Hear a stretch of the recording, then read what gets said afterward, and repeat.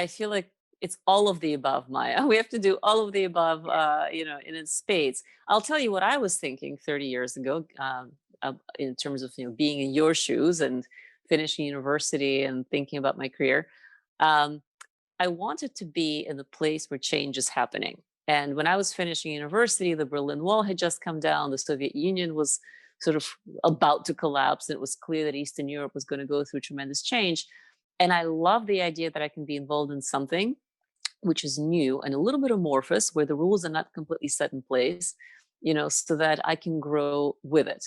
And that's why finance appealed to me, because I was actually, like Shannon, studying international relations and so international economics with a much more of an analytical sort of macro mindset than having the specific knowledge of accounting or finance. And I was certainly not a math geek. And so I was not a natural fit for being an analyst at the Blackstone Group in 1991. I can assure you of that. And so I felt very much like I'm taking a big risk. And then I thought, well, why shouldn't I be taking a big risk? I'm 21, and that's the time to do it. I think one of the things I found most challenging in my early years is that there were simply no role models for me to look up to. There were just very few women in the industry. At Blackstone, there were no senior women at that point at all. Then later, JP Morgan, they were, but I didn't feel like I had a lot of affinity with their lifestyle, that they did not seem to have sort of, a fun life. They were working every weekend, or, didn't have families, or, didn't have the kind of thing that I could see myself being happy with.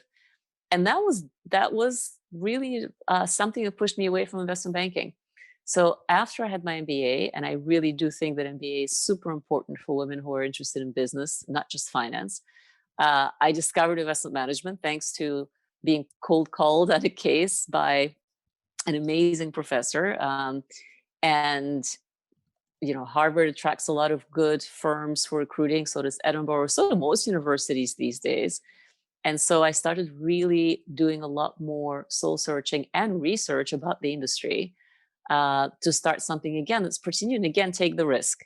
So you've got to be a risk taker, number one. And I think we need to teach women that it's okay to take risks, that it's okay to do something you're not sure you're going to be good at. It's okay to ask for help if you feel like you're struggling.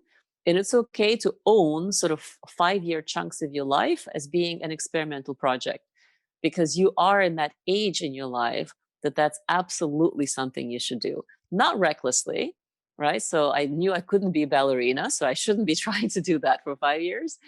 But certainly trying something in finance or especially investing, is something that is worth your time. And you should research the firms, understand their governance structure, their ownership structure, to better understand how it informs their culture, better understand what kind of a career track you could have there. And then just really prepare for the interviews. Think about examples, think about what kind of a particular capability you will bring to them, what kind of experience you want to get from them. And I think firms across the value chain of finance and the investment community are really hungry for new talent. Yeah. And that has been the case already for the past, 10, 15 years. But I think, again, as we said earlier, this crisis has just accelerated a lot more of that. Thanks for watching this video. Be sure to like, comment, and subscribe. We'll be uploading new podcasts every week where we spotlight some of the world's leading startup founders and VCs to talk about their journeys and experiences in the field.